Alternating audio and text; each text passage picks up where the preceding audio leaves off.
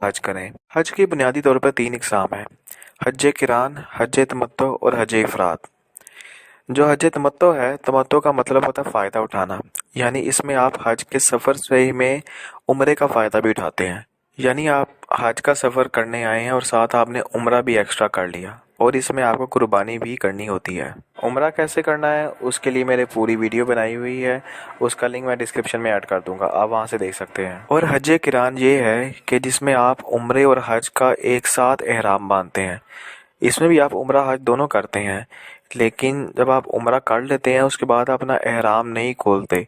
और जब आपका हज कंप्लीट होता है आप उसके बाद एक ही बार अपना एहराम खोलेंगे। और हज इफराद ये है कि आपने सिर्फ हज करना है। आप हज करने गए हैं, आपने उम्रा नहीं किया,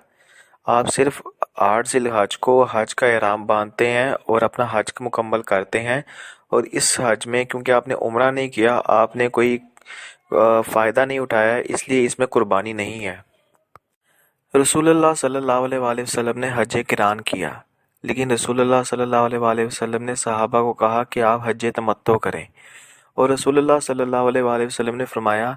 कि अगर मुझे हज तमत्तो के बारे में पहले पता होता तो मैं भी हज तमत्तो ही करता। एक और ज़रूरी बात कि हज तमत्तो में जो आप कुर्बानी करते हैं उसका ईद उल अज़हा की कुर्बानी से ताल्लुक़ नहीं है, वो अलग कुर्बानी है। और जो हज के बाद आप कुर्बानी करेंगे वो वाजिब है, वो इसलिए करेंगे क्योंकि आपने हज तमत्तो में उम्रा करके पहले फ़ायदा उठाया, तो उसके लिए वो कुर्बानी होती है, इसका ईद की कुर्बानी से ताल्लुक़ नहीं।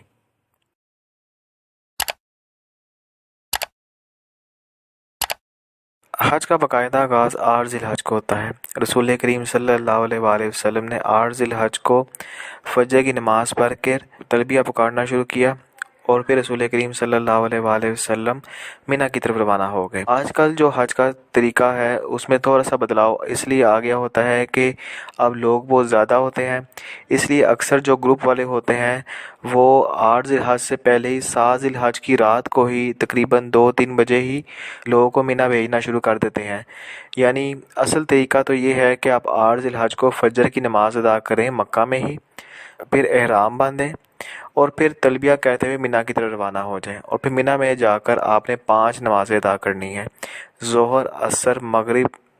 इशा और फजर। ये आपने मिना में ही अदा करनी है। मिना में जो आपने नमाज़ें अदा करनी है वो कसर नमाज अदा करनी है, क्योंकि रसूलुल्लाह सल्लल्लाहु अलैहि वसल्लम ने जो मिना में नमाज अदा करी वो कसर नमाज अदा की थी। हदीस पाक में आता है कि एक सहाबी ने अर्ज़ किया, मैंने रसूलुल्लाह सल्लल्लाहु अलैहि वसल्लम के साथ हज किया, मैंने हज़रत अबू बकर सिद्दीक़ रज़ी अल्लाह तआला अन्हु के साथ हज किया, मैंने हज़रत उमर रज़ी अल्लाह तआला अन्हु के साथ हज किया, और सब ने हज के दौरान मिना में कसर नमाज अदा की। इसमें थोड़ा सा इख्तिलाफ है इमाम अबू हनीफ़ा और इमाम शाफ़ी, इमाम हम्बल रहमतुल्लाह के दरमियान। जो इमाम अबू हनीफ़ा हैं उनके नज़दीक आपने मिना में भी पूरी नमाज अदा करनी है, इसलिए आप वहाँ पे देखेंगे अक्सर बल्कि ज़्यादातर लोग वहाँ पे मुकम्मल नमाज अदा करते हैं, क्योंकि उनका कहना है कि जो कसर नमाज है वो उन लोगों के लिए है जो मुसाफिर नहीं होते। लेकिन अगर आप मुसाफिर हैं तो कसर नमाज पढ़ेंगे, अगर आप मुसाफिर नहीं हैं तो फिर आप पूरी नमाज अदा करेंगे। जबकि इमाम शाफ़ी, इमाम इब्न हम्बल, वो उन सब का ये मानना है कि आपने यहाँ पे कसर नमाज ही पढ़नी है, क्योंकि रसूल करीम सल्लल्लाहु अलैहि वसल्लम ने कसर नमाज पढ़ी। रसूल करीम सल्लल्लाहु अलैहि वसल्लम से हमें मिना में मुकम्मल नमाज नहीं मिलती, ना ही दूसरे सहाबा यानी हज़रत अबू बकर सिद्दीक़ और हज़रत उमर से भी हमें कसर नमाज मिलती है, मुकम्मल नमाज नहीं मिलती। और जो जब नबी पाक सल्लल्लाहु अलैहि वसल्लम ने हज किया तो आप सल्लल्लाहु अलैहि वसल्लम के साथ तब मक्का के हाजी भी थे, मुकामी हाजी भी थे जो कि मुसाफिर नहीं थे, उन्होंने भी कसर नमाज ही अदा की। फिर अगले दिन 9 ज़िलहज को रसूल करीम सल्लल्लाहु अलैहि वसल्लम ने मिना में ही फजर की नमाज अदा की, और जब सूरज मुकम्मल तुलू हो गया फिर आप मिना से निकल के अराफात की तरफ रवाना हुए। अराफात मुज़दलिफ़ा से बाद में आता है। मिना से जब आप निकलेंगे तो पहले मुज़दलिफ़ा आएगा, वहाँ पे क़याम नहीं करना, आपने सीधा जाना है अराफात की तरफ ही। रसूलुल्लाह सल्लल्लाहु अलैहि वसल्लम जब मदीना से निकले तो आपने वादी उराना में क़याम किया। वादी उराना अराफात से पहले आती है। لیکن آج کل کے زمانے میں جب آپ حج کرنے جاتے ہیں تو کیونکہ آپ کے دور میں حاجی بہت زیادہ ہو گئے ہیں تو وادی عرانہ میں نہیں رکواتے، بلکہ آپ کے جو بھی جن کے ساتھ بھی آپ حج کرنے گئے ہیں، چاہے گورنمنٹ کی طرف سے ہیں یا پرائیویٹ ہیں، وہ آپ کو ڈائریکٹ مینا سے عرفات کے مقام پہ لے کے جائیں گے۔ لیکن سنت یہ ہے کہ رسول کریم صلی اللہ علیہ وآلہ وسلم مینا سے نکل کے وادی عرانہ میں رکے۔ اب ظہر کا وقت ہونے والا تھا تو اب رسول کریم صلی اللہ علیہ وآلہ وسلم وادی عرانہ سے نکل کے عرفات پہنچے، اور عرفات میں جا کر ظہر اور عصر کٹھی پڑھی قصر نماز، یعنی ایک ہی اذان ہوگی ظہر کے وقت۔ وہیں پہ آپ نے 2 فرض ظہر کے پڑھنے ہیں اور 2 فرض عصر کے پڑھنے ہیں۔ پھر حج کا خطبہ ہوگا، حج کا خطبہ سننے کے بعد پھر آپ نے عرفات کے میدان میں جانا ہے اور وہاں پہ جا کے دعائیں کرنی ہیں۔ وادی عرفات میں زیادہ تر لوگ یہ غلطی کرتے ہیں کہ وہ یہ سمجھتے ہیں کہ جو جبل رحمہ پہاڑ ہے وہی وادی عرفات ہے، جبکہ رسول کریم صلی اللہ علیہ وآلہ وسلم نے فرمایا پوری وادی عرفات میں آپ جہاں بھی رکیں گے آپ کا قیام ہو جائے گا۔ وادی عرفات کی اتنی اہمیت ہے کہ رسول کریم صلی اللہ علیہ وآلہ وسلم نے فرمایا جس نے حج کے سارے ارکان مکمل کیے لیکن وہ حج والے دن یعنی 9 ذی الحج کو اس نے وادی عرفات میں قیام نہیں کیا، وقوف نہیں کیا، تو اس کا حج نہیں ہوگا۔ یعنی حج کے لیے وادی عرفات میں وقوف کرنا سب سے لازم ہے، لیکن اس کے لیے یہ لازم نہیں ہے کہ آپ نے پہاڑ پر چڑھنا ہے اور پہاڑ کے ارد گرد آ کر دعا کرنی ہے۔ آپ جہاں پہ بھی اس کی اگر وادی عرفات کے کسی کارنر پہ بھی کھڑے ہیں تو وہاں پہ بھی دعا کر سکتے ہیں، آپ کی دعا ویسے ہی قبول ہوگی، کیونکہ اکثر لوگ یہ کرتے ہیں جو بیمار بھی ہوتے ہیں، وہ زبردستی اپنے آپ کو نڈال کر کے پریشان ہو کر وہ کہتے ہیں کہ ہم نے پہاڑ کے نزدیک ہی آنا ہے، جو کہ صحیح نہیں ہے۔ رسول کریم صلی اللہ علیہ وسلم نے اسے ہمیں کہیں ایسا نہیں ملتا یا صحابہ کرام سے کہ وہ پہاڑ کے اوپر چڑھ کر دعا کرتے تھے۔ اکثر لوگ وہاں پہ جاتے جاتے زخمی بھی ہو جاتے ہیں۔ جو رسول کریم صلی اللہ علیہ وسلم نے فرمایا کہ آپ وادی عرفات میں جہاں بھی دعا کریں گے اللہ پاک بھی دعا قبول کرے گا، وہاں آپ زیادہ سے زیادہ ذکر کریں، زیادہ سے زیادہ دعا کریں، اور جو سب سے مقبول دعا ہے جو کہ رسول کریم صلی اللہ علیہ وآلہ وسلم نے وہاں پہ کی وہ تھی لا الہ الا اللہ وحدہ لا شریک لہ لہ الملک و لہ الحمد وہو علی کل شیء قدیر۔ یہ دعا رسول کریم صلی اللہ علیہ وسلم نے تاکید فرمائی، اس یقین کے ساتھ دعا کرنی چاہیے کہ آج ہماری جو دعا ہوگی وہ قبول ہوگی، کیونکہ یہ قبولیت کا وقت ہے، قبولیت کی گھڑی ہے۔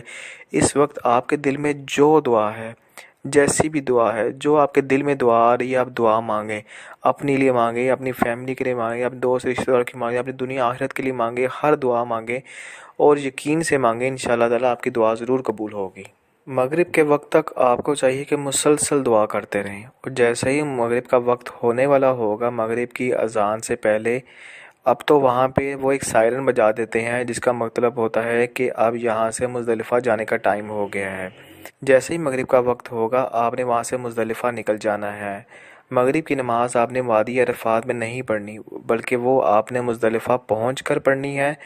نبی کریم صلی اللہ علیہ وآلہ وسلم جب وادی عرفات سے مغرب کے وقت نکلے تو آپ وادی مزدلفہ پہنچے، یہاں پہنچ کر آپ نے مغرب اور عشاء کٹھی پڑھی۔ اس کا بھی طریقہ یہ ہے کہ اذان ایک ہوگی اور وہاں پہ آپ نے پہلے 3 رکعت فرض مغرب کے پڑھنے ہیں اور 2 رکعت فرض آپ نے عشاء کے پڑھنے ہیں۔ اس رات رسول کریم صلی اللہ علیہ وآلہ وسلم نے وتر بھی ادا نہیں کیے، یعنی یہاں پہنچ کر مزدلفہ جب آپ نے پہنچنا ہے تو یہاں پہنچ کر آپ کے لیے ضروری ہے کہ آپ یہاں پہ آرام کریں، کیونکہ یہی سنت ہے۔ رسول کریم صلی اللہ علیہ وآلہ وسلم جب مزدلفہ پہنچے یہاں پر پہنچ کر آپ نے کوئی ایکسٹرا عبادت نہیں، تہجد ادا نہیں کی، بلکہ آپ یہاں پہ آئے، عشاء اور مغرب ادا کی، اور اس کے بعد رسول کریم صلی اللہ علیہ وآلہ وسلم سو گئے اور پھر فجر کے وقت اٹھے۔ اس رات آرام کریں کیونکہ اگلے دن 10 کو بہت سے کام کرنے والے، اس رسول اللہ صلی اللہ علیہ وسلم نے ہمیشہ آسان چیز سنی تاکہ جو امت ہے ان کے لیے بھی آسانی ہو۔ پھر رسول اللہ صلی اللہ علیہ وسلم ساری رات سوئے، آرام کیا اور صبح فجر کے وقت اٹھ کر فجر نماز ادا کی، اور پھر یہیں پہ مزدلفہ کے مقام کے نزدیک وادی مشعر الحرام ہے، یہاں پر اب مسجد بنا دی گئی ہے، یہاں پہ رسول اللہ صلی اللہ علیہ وسلم نے دعائیں کی اور خوب دعائیں کی، اور جب سورج بالکل نکلنے والا تھا تو نکلنے سے 5-10 منٹ پہلے یہاں سے آپ نے واپس مینا کی طرف آ جانا ہے، اور پھر مینا پہنچ کر آپ اپنے خیموں میں اپنا سامان رکھیں یا ڈائریکٹ جمرات پہ چلے ہیں، جیسے بھی ہے یہاں پر پہنچ کر آپ نے جمرات پر جانا ہے۔ جمرات جا کر آپ نے صرف جو جمرات عقبہ ہے جو سب سے بڑا جمرات ہے، آج کے دن 10 ذی الحج کو آپ نے اس کو 7 کنکریاں مارنی ہیں۔ ہر کنکری پر آپ نے بسم اللہ اللہ اکبر کہہ کر مارنی ہے اور کوشش کرنی ہے کہ جمرات آپ کے سامنے ہو اور اس کے پیچھے، یعنی جمرات آپ کے اور کعبہ کے درمیان میں ہو، اس طرح سیدھ بنانی ہے۔ اگر نہ بھی بنے تو کوئی بات نہیں، لیکن اب تو انہوں نے اتنی بڑی عمارت بنا دی ہے کہ اب یہاں پہ جمرات میں کنکریاں مارنے کے لیے صرف آپ کو 5 سے 10 منٹ لگتے ہیں، اور مینا سے جمرات کا رستہ پیدل سفر 10-15 منٹ کا ہے۔ اکثر تو خیمے بالکل نزدیک ہوتے ہیں، وہ 2-5 منٹ میں ہی پہنچ جاتے ہیں۔ کچھ جو پچھلے خیمے ہیں ان کو تھوڑا سا ٹائم لگتا ہے۔ جمرات پر آپ نے جب 7 کنکریاں مارنی ہیں، پھر آپ نے اس دن دعا نہیں کرنی، آپ نے واپس اپنے خیموں کی طرف آنا ہے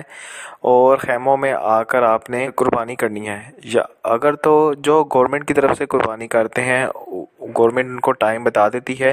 کہ 10 بجے 11 بجے 12 بجے آپ کی قربانی ہو جائے گی۔ اگر انہوں نے آپ کو 11 بجے کا ٹائم دیا، اس کا مطلب ہے کہ 11 بجے قربانی ہوگی۔ آپ نے حلق کروا لینا ہے، سر کا حلق کروا کر احرام کھول کر پھر آپ نے حرم واپس آنا ہے کعبہ، یعنی یہ جامع مینا سے کعبہ اس دن موسٹلی پیدل ہی آئیں گے سب لوگ، زیادہ تر لوگ پیدل ہی آتے ہیں، بہت ہی کوئی چند لوگ ہوتے ہیں جو سواریوں پر آتے ہیں، اور تقریباً یہ رستہ 15-20-25 منٹ کا بائی واک ہے، زیادہ نہیں ہے۔ آپ وہاں سے مینا سے آئیں گے کعبہ کی طرف، حرم کی طرف، اور یہاں پر آپ نے طواف زیارت کرنا ہے، جسے طواف افادہ بھی کہتے ہیں۔ اس دن آپ نے احرام آپ اپنے نارمل کپڑوں میں ہوگے، احرام میں بھی کر سکتے ہیں، لیکن جب آپ نے قربانی کر لی تب آپ احرام کی پابندیوں سے آزاد ہو گئے، بہتر ہے آپ اپنے کپڑے چینج کریں، نہائے دھوئے فریش ہو کر پھر آپ طواف زیارہ کی طرف آئیں۔ یہاں پر آ کے جو عمرے کے ارکان ہیں آپ نے وہی کرنے ہیں، بس یہ ہے کہ آپ احرام کی حالت میں نہیں ہوں گے۔ جب یہ کر لیں گے تو آپ کے 10 ذی الحج کے آپ کے سارے کام کمپلیٹ ہو گئے۔ اس کے بعد آپ نے دوبارہ واپس مینا آ جانا ہے، اور پھر اگلے دن 11 12 کو 13 کو بھی، یہ 3 دن آپ نے مینا میں قیام کرنے ہیں۔ زیادہ تر لوگ 12 ذی الحج کو شیطان کو کنکریاں مار کر واپس آ جاتے ہیں، لیکن رسول کریم صلی اللہ علیہ وآلہ وسلم 13 ذی الحج تک مینا میں رکے تھے، اور آپ 13 ذی الحج کو شیطان کو 7 کنکریاں مار کر پھر واپس آئے تھے۔ 11 ذی الحج کو آپ نے ظہر کے بعد جب آپ کا زوال کا وقت ختم ہو جائے گا، تب آپ نے تینوں شیطانوں کو 7 کنکریاں مارنی ہیں، پہلے سب سے چھوٹے جمرات کو، پھر اس سے اگلے دوسرے جمرات کو،